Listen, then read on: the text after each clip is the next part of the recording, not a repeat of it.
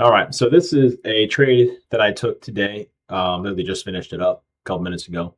Want to do a quick recap on it, not only on that one, but just the overall strategy. It's same thing. This is CBD, by the way. This is over and over again, same trade idea, same execution. It doesn't change. Although you'll have your ups and your downs here on gold futures. There's been days where the strategy is not performing well, and there be times where it just executes perfectly. It just depends. It's a lot of options stuff. It really depends on the market direction and what's going on in the world, and whether it's a quiet time or it's a time to push higher. Um, Please don't pay too much attention on the levels here, mainly because these are outdated for a little bit. So I'm not really paying too much attention to them. I'm really just paying attention to the trading strategy by itself. Biggest thing here on gold and silver here. So went higher, went lower, and we executed, and it went straight down to the new day opening gap. And I'll show you exactly where I have the levels. Got chopped up the first couple times I traded, shorted one, shorted two, and then bought it back there at the high. I meant to short a lot quicker, but I shorted just two there at the high there, and shorted six more whenever it started to show me that it wanted to go back down a little bit. I wasn't too happy with the execution or whenever I got back in, but it was fine in the moment. I was looking at the 15-second time frame. It was fine in the moment. And then it got into the very lower portion of this fair value gap from the high to low. Took out displacement, you know what I'm saying? High to low, it fed into it a little bit and then immediately went down lower. But this is a 1 to 4.65. And the reason why I picked this area was because it's just a little bit shy of the body. On the 5 minute time frame, whenever this big candle opened up, it was a little bit shy of that.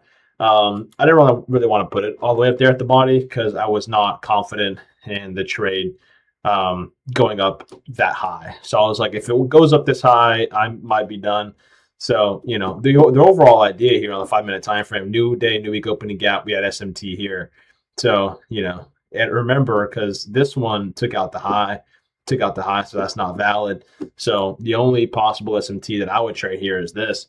And I guess I'm tutoring people these days. I do it for free, but on Discord and all that, and they give me questions or whatever about setups and how long you want to hold them for.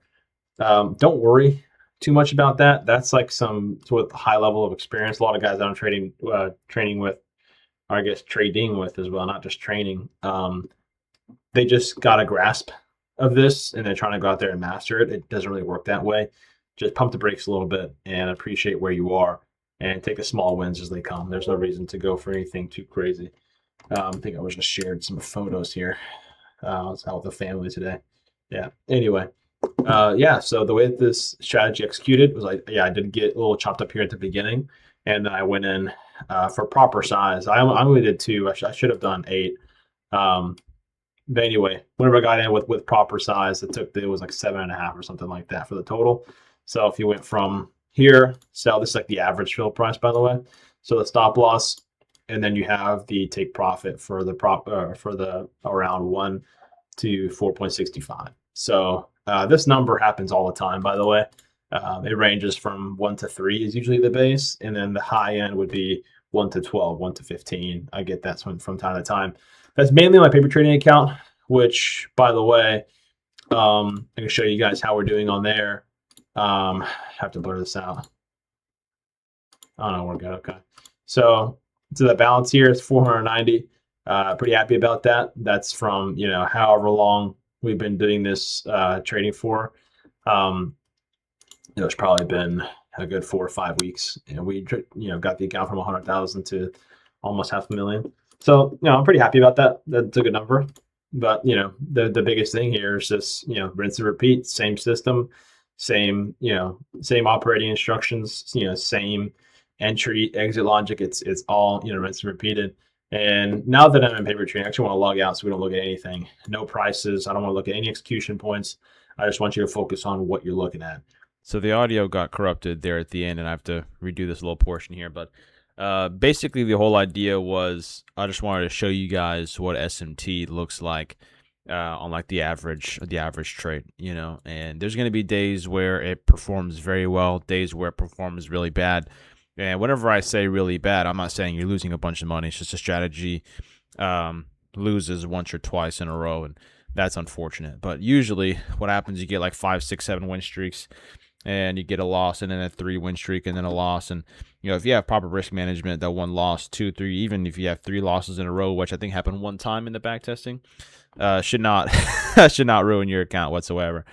But anyway, as far as the SMT goes, it's the same thing over and over again, same process, over and over again. You can see whenever the price comes in contact with the VWAP, or at least comes close to it, and this is on a new day opening gap, you can see just how price, fell apart very quickly after. Now, this is one of those scenarios where I would put my trade on gold. Now, this is where that forgiveness that I was talking about comes in, right? So whenever you're willing to forgive an asset for being too quick or something like that, I don't exactly know what the proper way to say this is, but I'm willing to take an opportunity or take a risk on gold because silver already fell down so much, and I'm not going to be waiting for a silver, or I'm not going to be trading silver, mainly because it's already done a lot of work. So it pushed all the way up, came all the way back down, and if you could see from this high to this low, the price is not wanting to break the midpoint, which is not good for me from a risk to reward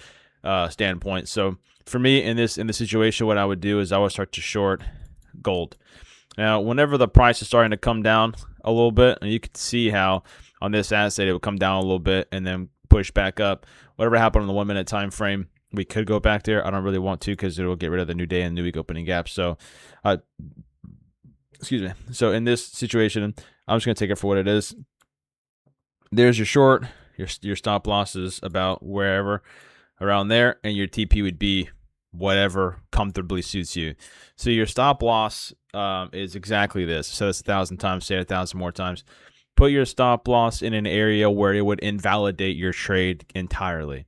So if your stop loss is down here, you could very easily get a wick up into this body or into this rejection block, and it starts to fall down lower, and the trade would still be valid for it to go down. But if you have your stop loss up here, if it goes all the way back up here, you might not want to look for a reentry. You might want to stay out entirely because it might be pushing up for the high of this new day opening gap. Right? You don't want to be in on that. You don't want to have your stop loss too far out because then it messes with the risk to reward. So the smartest play you could have here is have your entire entry in a good area and have your stop loss in the area of invalidation. So if it goes up above this high or above here or much higher than this wick up here, I do not want to be participating in this setup. So from there, I put my stop or my take profit in a conservative area in the opposite direction, and because this is conservative here. This is going to be a conservative area for a TP in the opposite direction.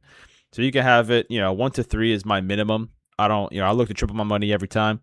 But if you want to go for something more aggressive, if you're going to be targeting an area, be a couple of ticks or a couple of points away from that to save yourself, from the market completely reversing before it feeds you into your full take profit. You'll be shocked as to how many times this happens, right? So I guess we don't have any examples here. It doesn't happen too often, but whenever it does, it really does suck because you're up, $3-4 grand, whatever, and then it goes up to your stop loss or your break even for $100. It doesn't feel good. So play it conservatively and have that TP and SL in an area of consistency, and that will pay you over time more than anything else will. So consistent TPs, consistent SLs, and you'll be fine. So that's that strategy there. I don't really have, much else to talk about. That's pretty much it. Strategy super simple. Rinse and repeated. The only reason why I'm taking these opportunities here is because there's a new day opening gap inside of a new week opening gap, which we're ranging in between. But we'll touch on some more in here in a second. This, in my opinion, is a bit too wide. There's a bit too much candles going apart from each other here. There's a bit too much movement. So this is not a bad entry. This is actually quite good in my opinion. But whenever we would enter in for the opportunity, I have my stop loss probably around there, and then my TP would be at the buy stops up here. So I hit my stop loss, and then whenever we're starting to take off to go back up, I'll probably have a similar trade to what this looks like, and then go for the VWAP or whatever. But whenever this SL or this this move happens, let's actually go down to the 1 minute time frame on the 6th. See what we've got. There we go. So right here, this is where I'd enter. right about there, and my stop loss would be probably around there. And the reason why it would be different now is because on the 1 minute time frame, you could see when the market's starting to reverse. So it created the SMT here and here. This is whenever it was created. A couple of candles when it starts to go bullish is whenever you want to start entering, putting on your positions or whatever. So if you have your stop loss down here in the conservative area, because you don't want to see it hit the new day opening gap again. If it does, no problem, but you don't want to see it hit it again, right? So whenever it has that respect and creates this important area, this should be your entry, or this should be my entry. Pushes up, comes back, against you a little bit, fine, whatever. And then your TP would be the resting buy stops above here, right? Or even in a area of imbalance up here or whatever you're looking for. So over there, just like that. And you can see how it goes all the way towards our profit and then goes against us down here. So you have a little bit of drawdown. And then it goes to your take profit. This happens pretty common. It's pretty common in gold, especially in the London session. It does stuff like this. In the Asian session, I think is even worse. But in the London session, this happens. And on New York, it's mainly in one directional most of the time. But I don't know what the heck's been going on this day. This is a very ugly looking day, a range day. But yeah, basically the whole idea here is that you'd be trading the opposing areas.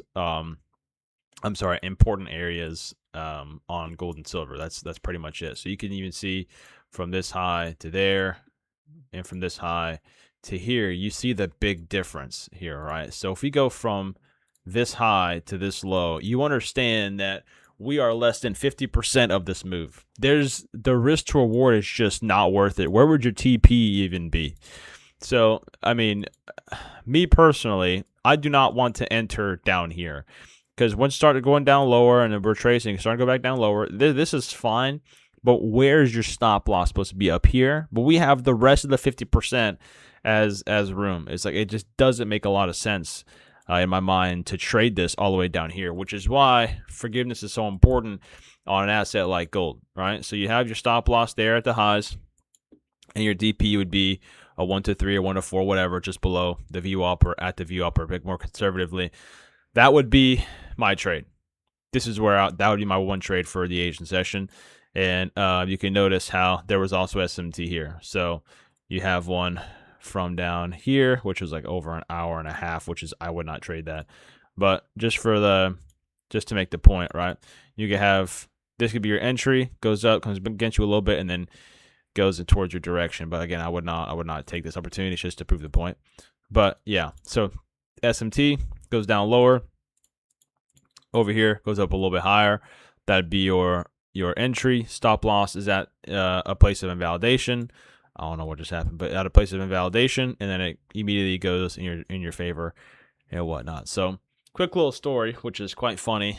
I was trading an Apex intraday drawdown account because it was cheaper. It's like a third of the price of what it would be for a end of day drawdown. And I was trading it, and I was up $3,000. And then this is unrealized gains. I was up $3,000, and then this is why everybody hates the intraday drawdown. Went against me $3,000 just to hit my break even for $150 positive. All right, so I was break even on a trade, didn't lose any money, but it blew the account. I was like, these are PAs. So I'm like, you know what? We're done. We're done with you. So that kind of flushed down the toilet, and now I have 3 funded end of day drawdown accounts that I'm playing around with. So yeah, that's good. So anyway, yeah, that's pretty much it. If anything comes up, you have any questions, let me know. Yeah, I think that's it.